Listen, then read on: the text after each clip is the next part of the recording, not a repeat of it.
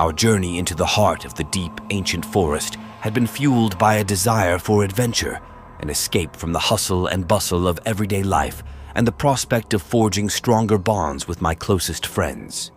Armed with tents, campfire stories, and a sense of anticipation, we ventured further into the wilderness than we had ever dared before.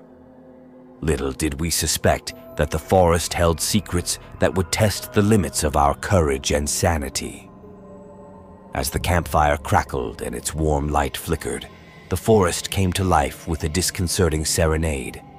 Branches overhead groaned and swayed, their agony audible in the night.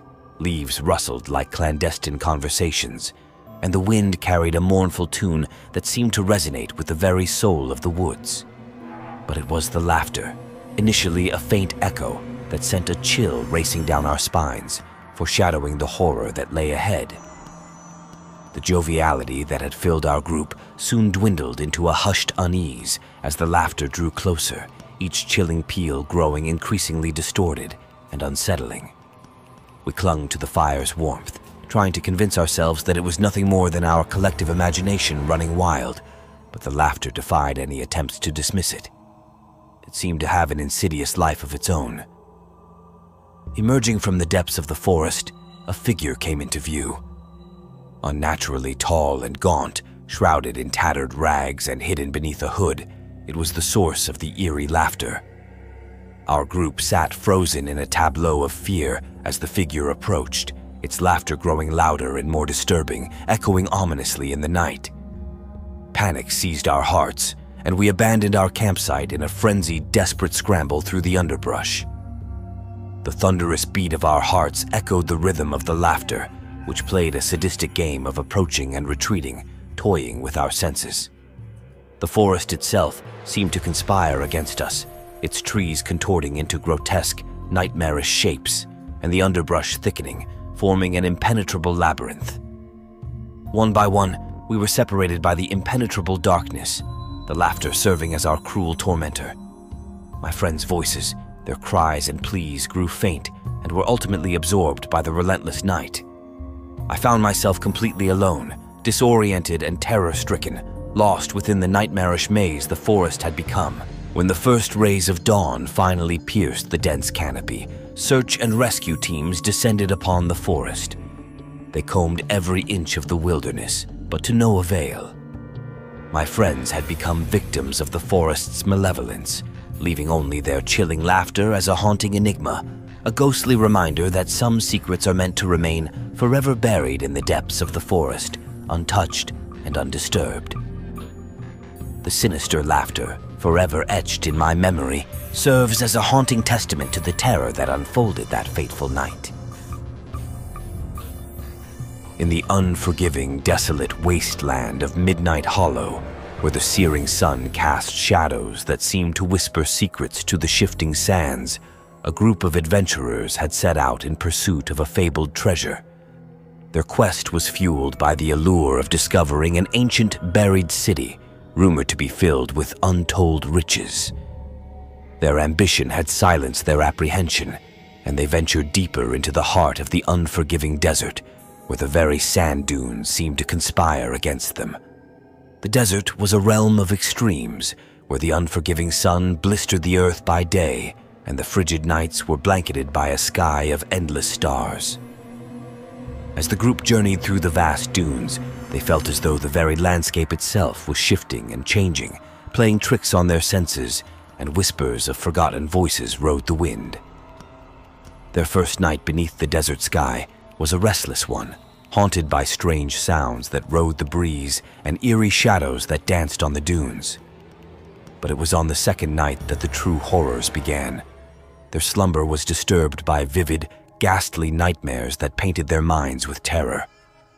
In these dreams, a cloaked figure with hollow, piercing eyes beckoned them toward an ancient, buried entrance concealed in the desert's unforgiving embrace.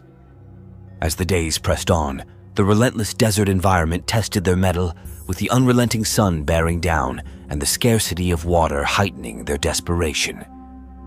Yet, the allure of the hidden city, with its promise of unimaginable wealth, drove them forward, even as the desert itself seemed intent on thwarting their progress.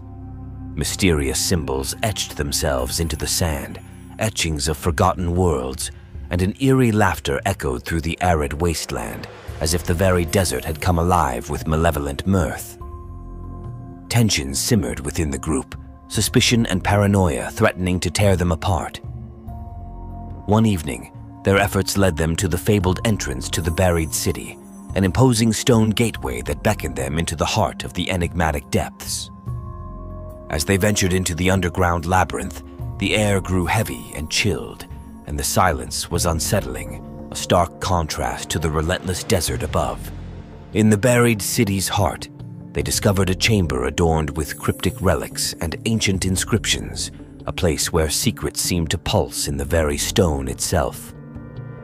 The pull of greed propelled them deeper into the depths, the promise of unimaginable riches within their grasp. As night descended, the group became separated in the dark, winding passages of the underground city. It was then that the haunting laughter, which had stalked their journey, returned with a vengeance, a chilling echo that resonated through the stone halls.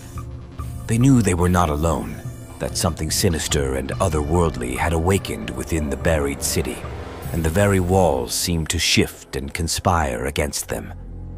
In the end, only one survivor emerged from the relentless desert, their sanity hanging by a thread. The desert had claimed the souls of the others, leaving behind a haunting tale of ambition and madness, a grim warning to any who dared to seek the buried city of Midnight Hollow. The survivor left the desert, but the chilling laughter that still echoed in their dreams served as a relentless reminder that some treasures are better left buried in the unforgiving depths of the desert, their allure more deadly than any curse. Emily and I were inseparable, our shared passion for exploring the unknown binding us together. It was this insatiable curiosity that drew us to the remote, decaying asylum at the edge of town, a place that had long been whispered about as a sanctuary for the tormented souls. As we crossed the threshold into that forsaken place, the weight of its history pressed upon us like an icy hand on our shoulders. The asylum was a cavern of decay and despair, its corridors lined with abandoned wheelchairs and rusty gurneys. The air inside hung heavy with the scent of dampness and forgotten sorrow, as if the ghosts of the past were still present, trapped within its dilapidated walls.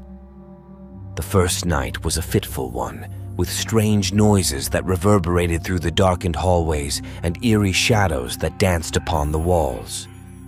But it was on the second night that the true terrors began. Emily and I experienced nightmares so vivid and grotesque that they felt like twisted memories.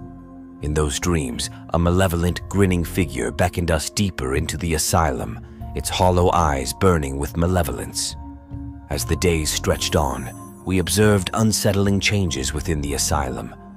Furniture moved of its own accord, doors slammed shut with a force that defied reason, and the air grew frigid, as if the very soul of the asylum were seeping into our bones. But leaving was not an option. Each time we approached the exit doors, they led us right back into the heart of the asylum, as though the building itself conspired to hold us captive. Our sanity began to erode, and our bond frayed. Mysterious symbols etched themselves onto the walls, and the disembodied laughter of unseen entities echoed through the dark corridors, growing louder and more maniacal with each passing day. Our arguments became bitter and filled with paranoia. One fateful evening, Emily claimed she heard a voice calling her to the asylum's darkest recesses. Consumed by fear for her safety, I followed her into the abyss. What we discovered there was beyond comprehension, a hidden chamber adorned with cryptic tomes and an ominous blood-stained altar. As night descended upon us, we were forcibly separated, and I could hear Emily's panicked screams echoing through the asylum. Desperation gripped me as I frantically searched for her, but the asylum seemed to rearrange its layout, its hallways shifting and morphing to lead me astray. In the end, I was the only one who emerged from the asylum's labyrinthine depths, my sanity barely intact. I left that accursed place forever, haunted by the tortured laughter of the malevolent spirits that still reverberated in my nightmares. It was a chilling reminder that some mysteries are better left unsolved, some places untouched, and some horrors best left buried in the shadows of the past.